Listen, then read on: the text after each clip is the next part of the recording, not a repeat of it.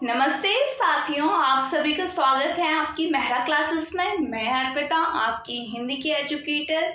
तो कैसे हैं आप सभी? मैं आशा करती हूँ आप सभी स्वस्थ होंगे, आपकी पढ़ाई भी अच्छी चल रही होगी।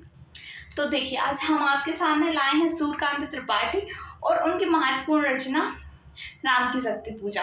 तो पहले हम सूर्यकांत त्रिपाठी निराला की क्या है रचनाएं देखेंगे। आप जानते हैं जैसे निराला हो गए, पंत हो गए, प्रसाद हो गए, महादेवी, इन चारों की तो रचनाएं हमें पूरी मुंह याद होनी चाहिए। ठीक है, फिर आगे चलते जैसे आगे के भी आप जानते हैं पीवाईक्यू में पूछे जा चुके हैं आपसे, तो इन रचनाओं को हमें बहुत अच्छे से याद करने विद प्रकाशन वर्ष। तो चलिए, तो फिर हम इनको देखेंगे। फिर आगे राम की शक्ति पूजा के एमसीक्यूज रखें, उन्हें हम कवर करेंगे। ठीक है, तो हम शुरू करते हैं। निराला की महत्वपूर्ण काव्य कृतियां निम्नलिखित हैं। यहाँ सिर्फ हम देख रहे हैं क्या काव्य कृति, बाकी इनके जो उपन्यास कहानी वगैरह हैं उनको हम नहीं देख रहे हैं। ठीक है, तो यहाँ पे सिर्फ काव्य कृति से प्रश्न पूछे जाएंगे। ठीक है, तो फिर हम पहले देखते हैं अनामिका। अनामिका कब आया था? 1923 में। इसका दूसरा भाग भी आया है। ठीक है, ये पहला है। फिर परिमल आते हैं। परिमल का समय क्या है? 1930। गीतिका, गीतिका का समय है 1936। तुलसीदास का समय है 1938। फिर कुकुर मुक्ता पे आते हैं, इनका समय है 1942। अणिमा पर आते हैं 1943। बेला पर चलते हैं तो 1946। नए पत्ते हैं 1946। अर्चना है 1950। आराधना है 1953 और गीत गुंज है 1954 और शांत काकली है 1969। तो देखो, ये कितनी हमारी 12 रचनाएं हुई हैं। ठीक है, 12 रचनाओं को आपको वित्त प्रकाशन वर्ष बहुत अच्छे से याद कर लेने होंगे। ठीक है, एक बार और जल्दी से हम देखेंगे। अनामिका 1923, परिमल 1930, गीतिका 1936, तुलसीदास 1938, कुकुरमुत्ता 1942, अणिमा 1943, बेला 1946, नए पत्ते 1946, अर्चना 50, आराधना 53 और गीत गुंज 1954 और शांत कागली 1969। ठीक है, तो मैं आशा करती हूँ आप ये 12 की 12 रचनाएं बहुत अच्छे से याद कर लेंगे। चलिए, तो फिर आगे बढ़ते हैं हम। देखिए, आप जानते हैं हम हमारे असन प्रोफेसर हिंदी साहित्य 2026 की तैयारी कर रहे हैं। तो यहाँ पर आपको क्या क्या मिलेगा, मैं उस सुविधा के बारे में आपको बता रही हूँ। देखिए, यहाँ पे आपको कंप्लीट बैच मिलेगा। ठीक है, हम हमारे 2026 की तैयारी कर रहे हैं, जिसमें क्या है हम अभी क्या है टॉपिक वाइज हमारे एमसीक्यूज कर रहे हैं। क्या है, टॉपिक वाइज एमसीक्यूज चल रहे हैं हमारे। तो इसमें क्या है, हम आप जानते हैं पहले टॉपिक कर रहे हैं, तो जिसमें हमारे क्या है 6 यूनिट हम कंप्लीट कर चुके हैं, हमारे साथ भी ये कल चल रही है। और देखिए, फिर जब हम टॉपिक की कर लेंगे फिर उसके बाद हम किस पर आएंगे, फिर हम यूनिट के देखेंगे। ठीक है, यूनिट वाइज चलेंगे। फिर फुल लेंथ के हम वो देखेंगे टेस्ट, और फिर उसके बाद आ जाते हैं क्या, उसके बाद हम देखेंगे जो हमारे पीवाईक्यू हैं अदर स्टेटों की, हमारे एमपी के, यूपी के, हरियाणा के, जहाँ भी हमें मिल सकते हैं सुविधा रहेगी वहाँ की हम देखेंगे। ठीक है, जिससे आपकी तैयारी बहुत अच्छी बन जाएगी। ठीक है, तो आपको देखो यहाँ पर मिलेगा लाइव क्लासेस मिल रही हैं, रिकॉर्डिंग क्लास 2024 की। देखिए, ये बैच तो आपको मिल ही रहा है, और 2024 की जो तैयारी हुई थी उसके लिए जो बैच है तो वो भी आपको साथ में दिया जा रहा है कि आपकी दुगनी सुविधा के लिए। ठीक है, और आपको प्रैक्टिस सेट मिलेगी, टेस्ट सीरीज मिलेगी और शॉर्ट नोट्स मैं आपको प्रोवाइड कराऊंगी। ठीक है, फिर आगे क्या है, ई बुक आप जानते ही होंगे उनकी सुविधा, और 1 साल की यहाँ पे वैलिडिटी मिलेगी, वो भी आपको मात्र 3500 रुपये में मिलेगी। ठीक है, तो जल्दी आप ये सुनहरा मौका ना गवाएं और जल्दी हमारे साथ मेहरा क्लासेस में मिले। ये हमारा नंबर है 9200925830। ठीक है, आगे बढ़ते हैं। इसमें आप देख लेना लिमिटेड सीट हैं, और आप जानते हैं नेगेटिव मार्किंग भी है 1/4 की, तो हमें उससे भी बच के चलना है। और इस बार अभी आप जानते हैं लगातार वैकेंसी आ चुकी हैं, तो आगे कितने सालों में आए हम कह भी नहीं सकते। ठीक है, तो आगे बढ़ते हैं हम। अब बताइए, आपका पहला प्रश्न है। पहला प्रश्न क्या रखा है मैंने, माफ कीजिएगा थोड़ा। हाँ, चलते हैं। राम की शक्ति पूजा का प्रकाशन वर्ष क्या है? क्या है? 1924 है, 1926 है, 1934 है और 1936 है।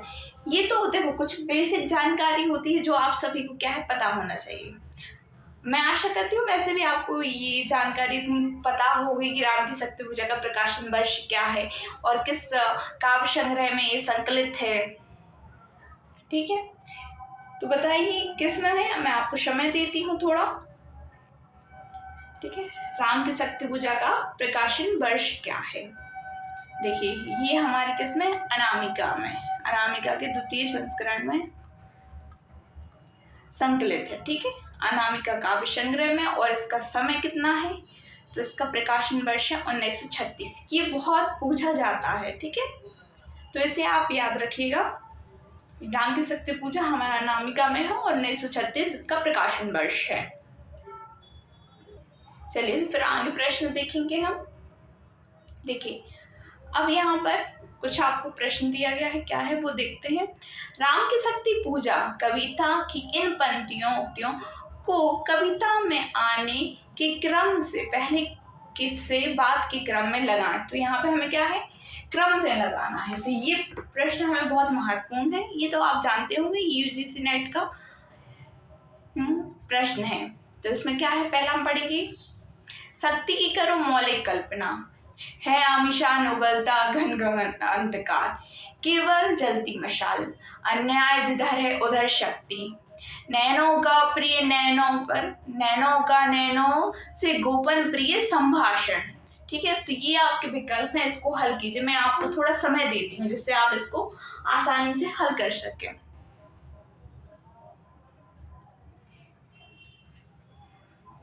करिए हल इसको।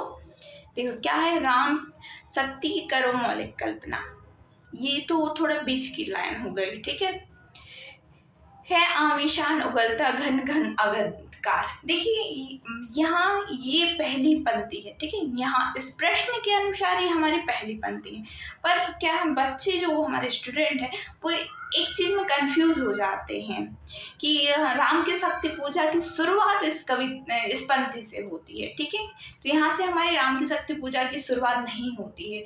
शुरुआत होती है अगर, ठीक है, शुरू होते कहाँ से होती है शुरुआत, तो क्या होता है, रवि हुआ अस्त। ठीक है, हुआ अस्त से होती है, रवि हुआ अस्त ज्योति के पत्र पर लिख गया राम राजेगा पराजय समर। तो देखिए यहाँ से हमारी राम की शक्ति पूजा शुरू होती है। ठीक है, और फिर उसके बाद जैसे आपको कथा के बारे में पता है कि राम की शक्ति पूजा शुरुआत होती, युद्ध होता है राम और रावण के बीच। तो वहाँ पे हमारी जो सेना क्या है, शाम के समय लौट रही है, उसका वर्णन होता है। रवि हुआ बस, मतलब रवि जब सूर्य ढलने लगा तो सभी आ रहे हैं शिविर में, जहाँ टेंट लगा है वहाँ पे जा रहे हैं। फिर उसके बाद क्या है, सब दुखी होते हैं, राम कितने दुखी होते हैं। तो क्या है, उसकी एक कल्पना के आधार पर है यहाँ पे पंक्ति, है आमिशान उगलता घन घन अंधकार, मतलब काले बादल, बिल्कुल जो हमारा आकाश है उसमें पूरा अंधेरा है, घनघोर अंधेरा। ठीक है, फिर क्या है, इसमें फिर दूसरी पंक्ति आई है, इस प्रश्न के अनुसार हमारी केवल एक जलती मशाल। ठीक है, तो वहां पे फिर क्या है, जो हमारे राम बैठे हुए हैं, हनुमान उनके पैर दबा रहे हैं। तो क्या है, जब राम दुखी मतलब सोच रहे हैं, यहाँ पे हमारे राम की शक्ति पूजा में राम हमारे ईश्वर भगवान वाले राम नहीं, यहाँ पे साधारण मनुष्य के रूप में है। कैसे हैं राम, राम है यहाँ पे साधारण मनुष्य। ठीक है, साधारण एक व्यक्ति हैं। ठीक है, उसके रूप में बताए गए हैं कि जैसे परेशानी आती है तो मन उसमें क्या है, दुखी होता है, रोते हैं। आपने कभी भगवान को रोते नहीं देखा। ठीक है, जैसे कहा जाता है अगर भगवान रो रहे हैं तो क्या है, जैसे कोई व्यक्ति है तो वो जब रोता हुआ है तभी तो वो ईश्वर की शरण में जाएगा, जब ईश्वर ही रोने लगे तो फिर क्या है। पर यहाँ पर जो हमारे राम है वो साधारण व्यक्ति हैं तो वो रोने लगते हैं। और अब सीता जी क्या है, रावण के पास हैं तो उनको याद करते हैं। तो वहाँ पे ये पंक्ति आती है, तीसरी पंक्ति हमारी, क्या, नैनों का नैनों से गोपन प्रिय संभाषण की जो यादें हैं वो ताजा होती हैं जब वो अपने जब वहाँ पे जाते हैं मिथिला में और बगीचे में क्या है, सीता जी और राम जी के नैन मिलते हैं, वहाँ की ये पंक्ति है। ठीक है। फिर उसमें क्या है, फिर यहाँ पे जो हमारे राम है वो दुखी हो जाते हैं और उनका जो अश्रु है वो क्या है हनुमान के हाथ पर गिर जाता है, क्योंकि हनुमान क्या है पैर दबा रहे हैं, तो पैर दबा रहे हैं तो हाथ पे गिर जाता है, तो हनुमान को क्रोध आ जाता है। तो चाहे तो हनुमान सब कुछ कर सकते हैं, वो अपनी शक्तियों से इतना जानते हैं अपने शक्ति के बारे में, पर क्या है कथा है ऐसी, तो उनकी माँ मतलब जो देवी हैं, देवी उनकी माँ अंजनी का रूप धारण करते हुए आती हैं और उनको समझाती हैं, क्योंकि उनको क्या है परीक्षा लेनी है, तो क्या है हनुमान जी की माँ मतलब हनुमान जी किसकी बात सुनेंगे, अपनी माँ की बात सुनेंगे, तो उनको शांत करते हैं।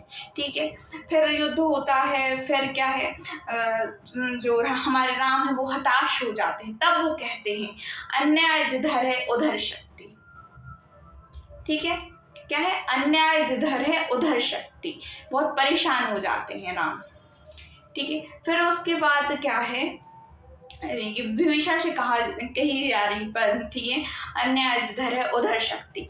फिर जो विभीषण वो हमारे जाम्बवान जी हैं वो उनको समझाते हैं कि आराधन का दृढ़ आराधन से दो उत्तर शक्ति की करो मौलिक कल्पना। तो ये हमारी 5वीं पंक्ति यहाँ पे आ जाएगी। ठीक है, फिर उसके मैंने आपको पूरी एक शॉर्ट फॉर्म में इसकी कहानी बता दे रही हूँ। ठीक है, शक्ति करो मौलिक कल्पना, फिर वो उनसे कहते हैं जो शक्ति को प्रसन्न करने के लिए शक्ति की पूजा करो। ठीक है, उनको नील कमल चढ़ाइए। ठीक है, तो 108 नील कमलों को अर्पित करने का रहता है, कितने 108 का। तो राम जी हमारे पूजा करते हैं तो वो 107 कमल तो चढ़ा देते हैं।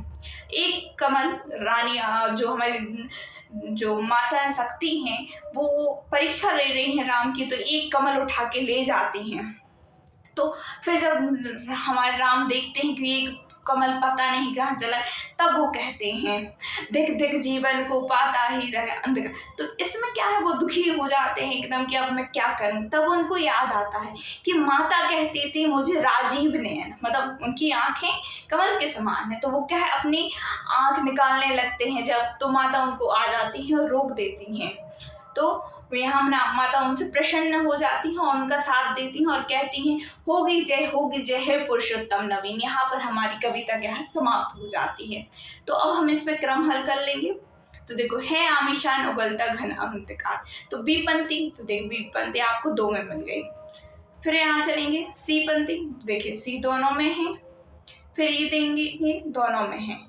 फिर हमें क्या है यहाँ पे अन्याय जिधर है उधर शक्ति, तो यहाँ पे क्या है डी आ जाएगा। और फिर अंत में हमें क्या देखना, शक्ति की करो मौलिक कल्पना, तो हमारा क्या हो जाएगा चौथा यहाँ पे सही हो जाएगा। चलिए ठीक है, तो आगे बढ़ते हैं। मैं आशा करती हूँ आपको समझ में आया हो। ठीक है, तीसरा प्रश्न हमारा है यहाँ पर, ये भी हमारे यूजीसी नेट वाला प्रश्न है क्योंकि उसमें बहुत सारे प्रश्न पूछे जाते हैं। ठीक है, इसका मूल स्रोत, ठीक है क्या है मूल स्रोत क्या है, कृतिवास रामायण का कृतिवास, माफ कीजिएगा ये शोर थोड़ा परेशान करेगा, तो थोड़ा मेरे पास रेलवे स्टेशन है इस कारण से ये थोड़ा दिक्कत हो जाती है आवाज की। क्या है हम पहला प्रश्न फिर से पढ़ेंगे। पहला पॉइंट हमारा, इसका मूल स्रोत क्या है, कृतिवास का बांग्ला रामायण है।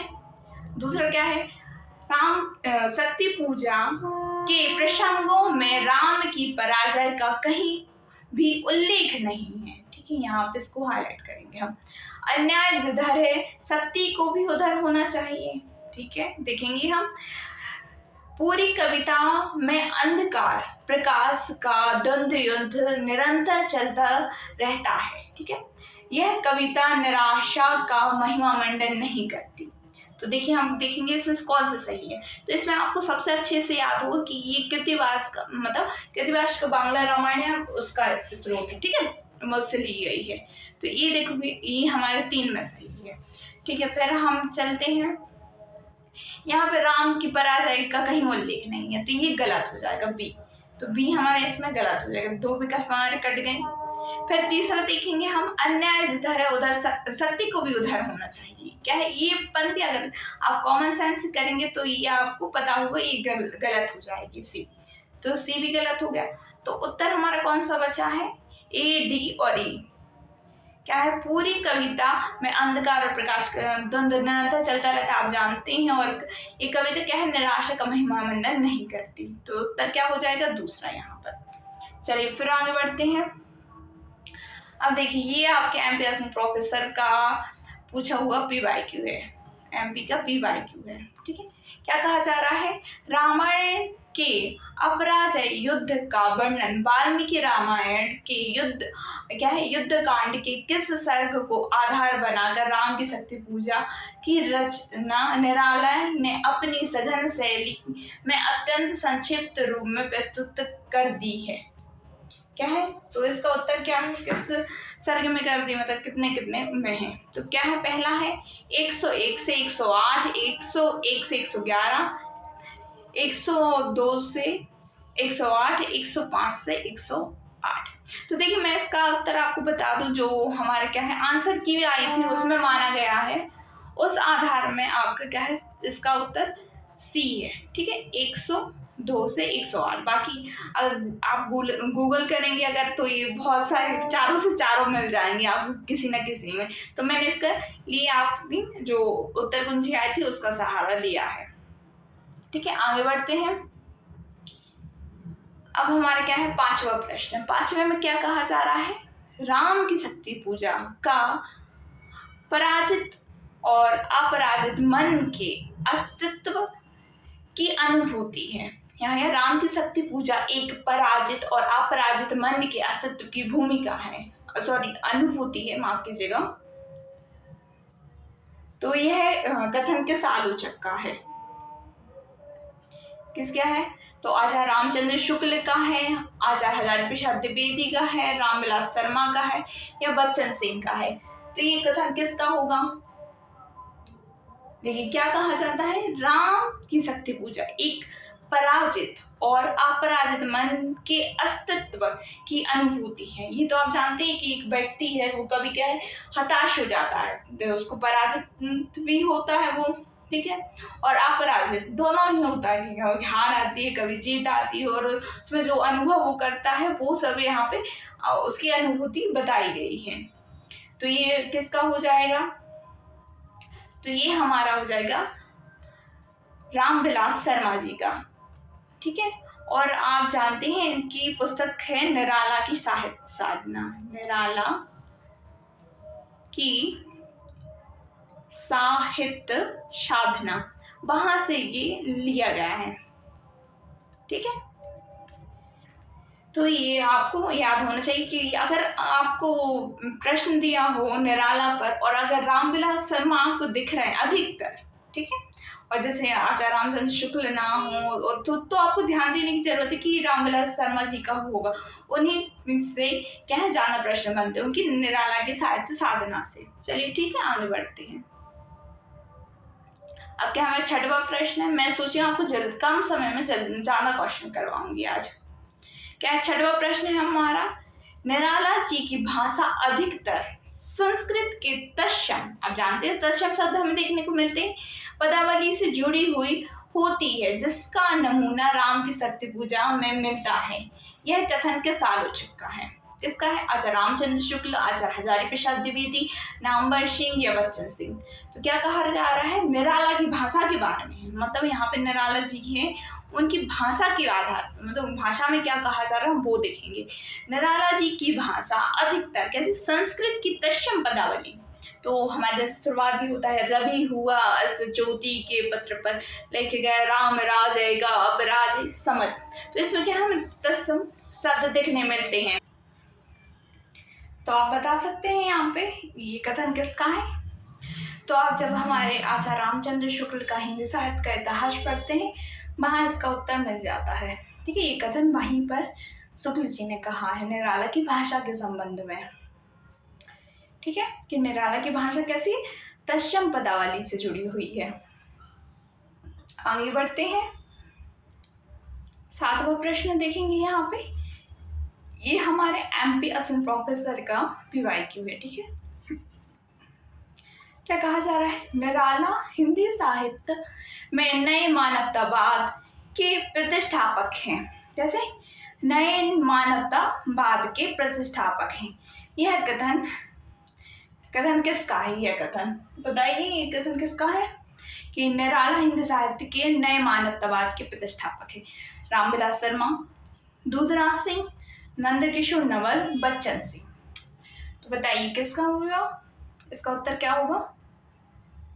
तो मैंने आपको देखो कहा था, अभी जब मैंने आपको प्रश्न हल कराए हैं उसी समय कह दिया था कि जब आपको ऑप्शन है जो, ठीक है, उसमें अगर कुछ अच्छे नहीं मिल रहे हैं, जैसे बड़े लोग हैं जैसे हमारे क्या है, बच्चन सिंह को छोड़ दीजिए, ठीक है, बच्चन सिंह के भी बहुत प्रश्न पूछे जाते हैं, पर अगर रामविलास शर्मा है तो हमारा उत्तर क्या होगा? रामविलास शर्मा है।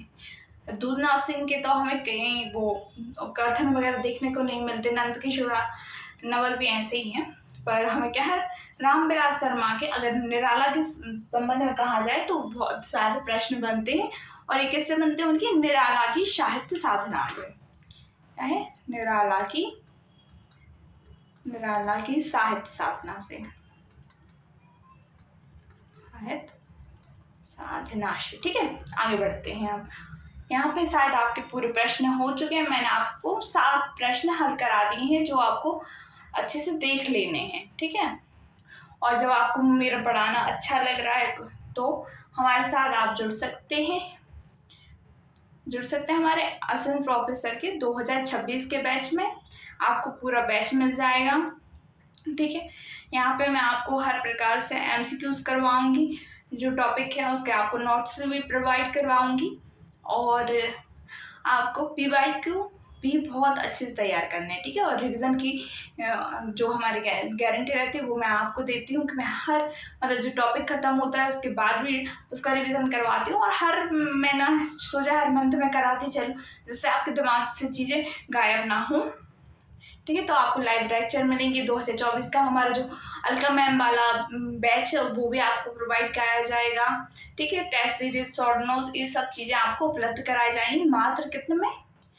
3500 रुपये में, ठीक है। और आपका हाँ यहाँ पे हमारा नंबर है, आप इससे बात करके हमसे जुड़ सकते हैं 9200925830, ठीक है। और प्ले स्टोर से आप हमारा मेहरा क्लासेस ऐप भी इंस्टॉल कर सकते हैं, ठीक है। कोई भी दिक्कत हो तो आप हम सबसे बात कर सकते हैं आप। और ये बैच जल्द से जल्द हमारे बैच में जुड़ें क्योंकि सीटें कम हैं, तो अपनी जो क्या है सफ़र है अपनी सफलता का उसको साकार करते हैं, ठीक है। और जल्दी जुड़िए हमारे साथ मेहरा क्लासेस में। धन्यवाद।